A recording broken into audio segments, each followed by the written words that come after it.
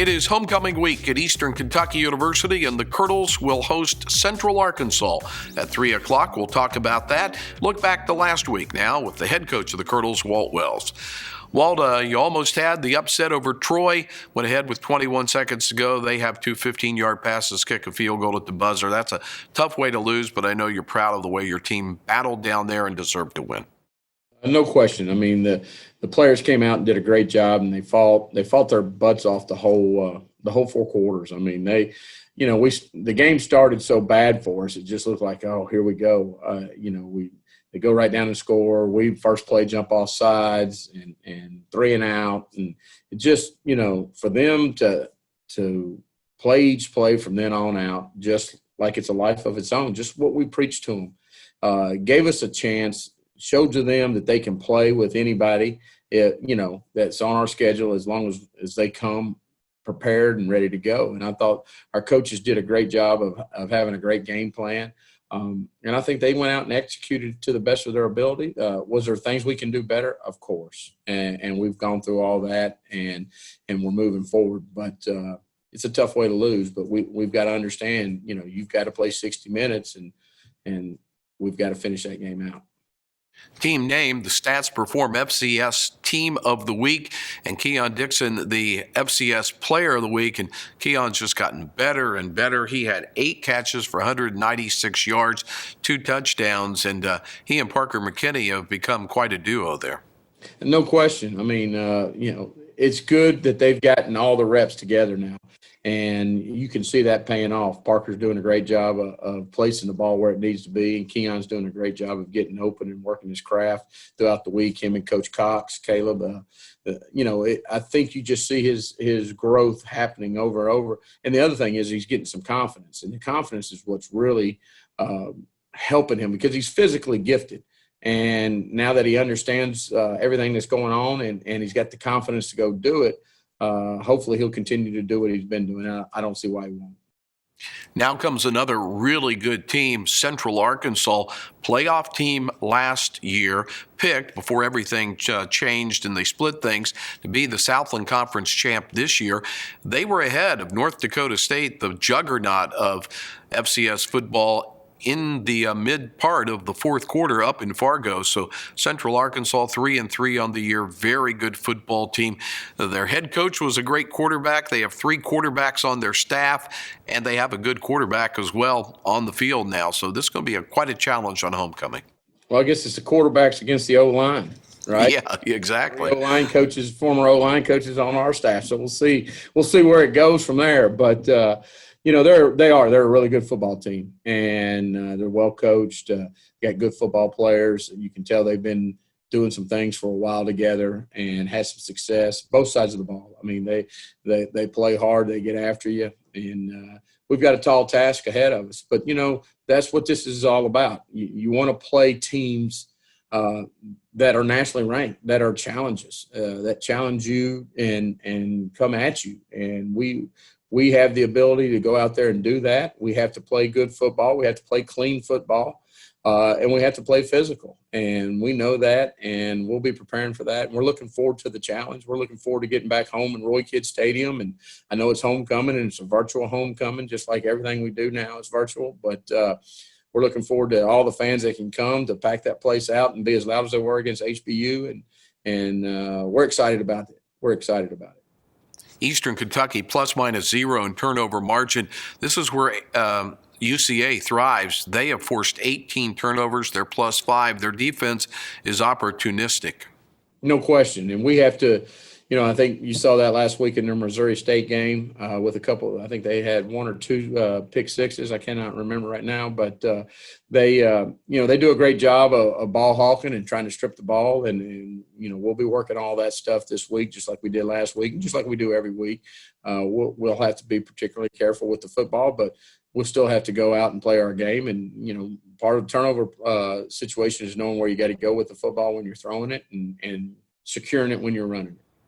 All right, well, appreciate it very much. We'll see you at the stadium on Saturday. All right, sounds great. Thank you, guys.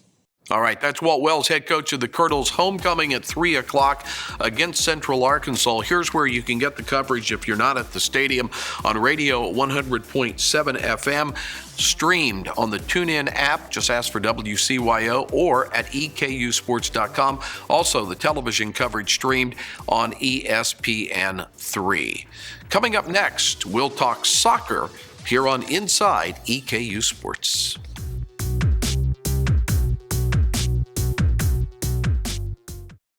At EKU, we believe education is the solution to challenging times. So, we're keeping college within your reach. This year, we're freezing tuition, dining, and housing fees, increasing financial aid for incoming students, and you can apply for free. We call it the EKU Advantage. Earn your degree on campus, online, or both. It's your choice. To learn more, visit advantage.eku.edu.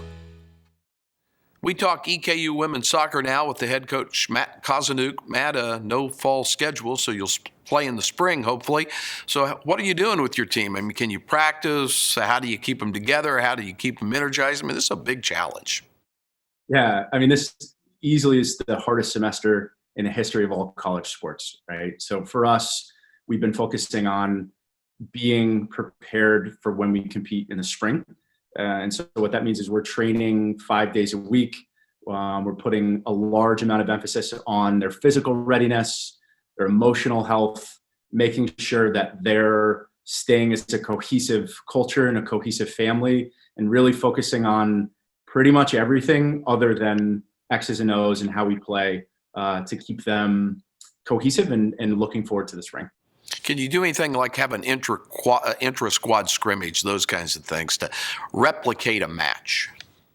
Yeah, we've been incredibly lucky. Our administration has put us in a position to be really successful. So we've been able to break into small groups when it's been applicable. We've been able to train in a full team environment. Obviously, we're wearing masks constantly, which I think makes things a little bit difficult, right? Because it's harder to breathe. And the amount of running that it takes to be a Division I soccer player is a lot. But yeah, we've been lucky enough to have a couple inter-squad friendlies and compete at a level, at a high level. I want to get back to the field or the pitch in a second, but let's go to the classroom for a second. You got to be awful proud as head coach. The team earned the academic award winner from the United Soccer Coaches. So a great GPA for the entire academic year. A lot of young ladies had 4.0s, and that's obviously student athlete for a reason, and the soccer team has personified that. Yeah, they've done an unbelievable job of their time management, right? And their attention to detail is phenomenal. I think the number for us and for our family and the way that we operate academically, it's not about the GPA number, it's about the amount of effort that you put into that. And so I think some people that maybe in the past could have coast by a 3.6 and been happy with a 3.6, now they're pursuing a 3.8 or 3.9 and trying to take it to the next level, so to speak. But they're a brilliant, mature group of women. And I think they represent this university and they represent our family culture incredibly well every day. When you do play soccer, hopefully in the spring, it expects to be a conference-only schedule, but you can qualify for an NCAA tournament berth. So what do you want in year two that you didn't see out of your team in year one? I know you're going to be very young when I look at your roster. 2/3 of them are either freshmen, redshirt freshmen, or sophomores. Yeah, I think a response, right? Everybody was disappointed with being able to get over the finish line and hold leads, or score important goals or make decisive decisions in the defensive third last year. But I think the only thing we expect, the only thing that we're pursuing is being that emotionally confident, that strong-willed, that gritty group of women that are going to get the job done and be able to finish out these important games. Okay, Matt, good to catch up with you. Hope to see you out at the outfield, maybe March, hopefully, and we'll play. Fingers crossed. Thanks. Yeah, fingers crossed. We're gonna make it work. All right, Matt Cosinuke, the soccer coach at EKU, and when we come back, we'll check in with athletics director Matt Roan. An exciting announcement about a football game coming up at Roy Kidd Stadium. That's next here on Inside EKU Sports.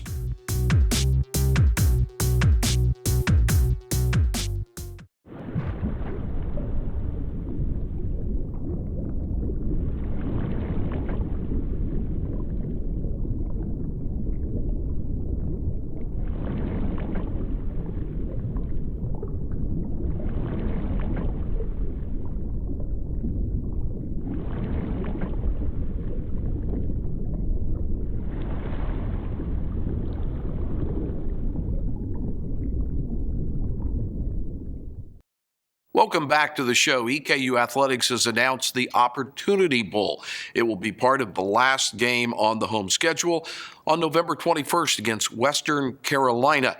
And Matt Roan, the athletics director, joins us to talk about it. Matt, it's in honor of Dr. Sheila Presley, who is the Dean of Health Sciences at EKU and involved in the athletics department as part of that before she unfortunately passed away in January. Tell us about what this means and why the Opportunity Bowl.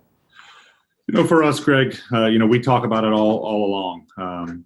We've talked about it all along, excuse me. But, this schedule this year, this fall, has been really a schedule of opportunities for us. It's a chance to play opponents that we've never played before and travel to places that we've never gone before. And so it really was a schedule of opportunities, of new and unique opportunities. And when we moved Western Carolina at their request off of that opening week, which was going to be September 3rd, to the end of the year to better fit, what their plans were for the fall, it really dawned upon me at that time that, Sheila Presley not only served EKU loyally from 2004 to 2020, but she was a 1989 Western Carolina grad as well. And so immediately, I had the idea of, hey, this needs to be a memorial game.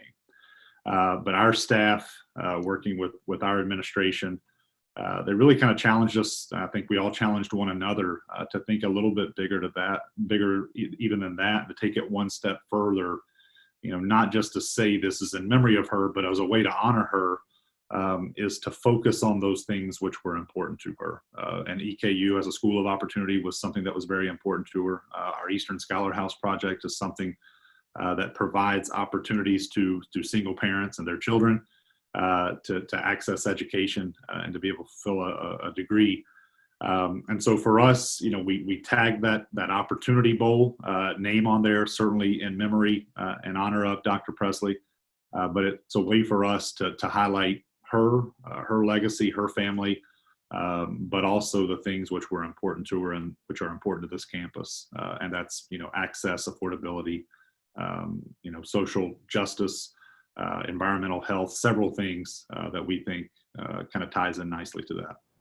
And it will be treated much like a bowl game that you would play postseason, in the sense that there will be a trophy, rings to the winners, et cetera, that type of thing, to try to say thank you to those who would have endured a unique season.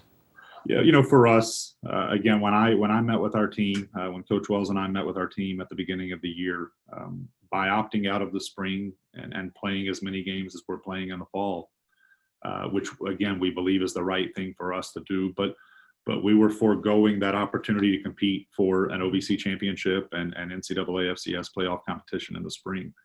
But we said we want to create, and I think you've heard me say this a million times, those championship level experiences. And we knew this was kind of up our sleeve at that time. And so we're continuing to work with the NCAA to get all the approvals that we need to get.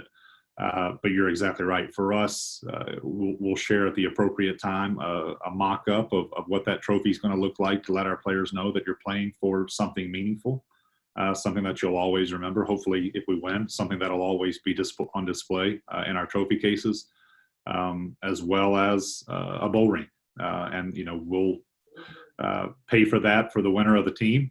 And again, we hope paying for it for our own guys. But it's a meaningful experience and a takeaway, and hopefully a season that they'll never forget.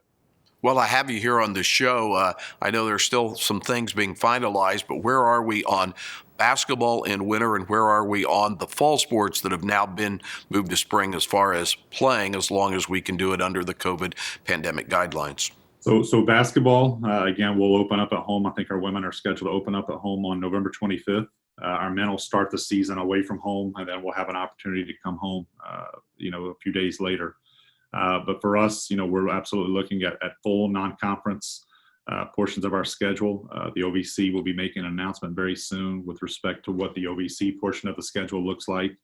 And besides that, when you come into Alumni Coliseum this year, it is going to be different.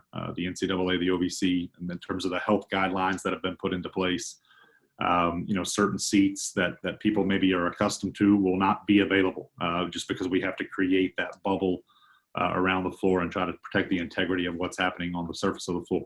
On the surface of the floor as much as we possibly can. And so we'll be communicating those details very soon.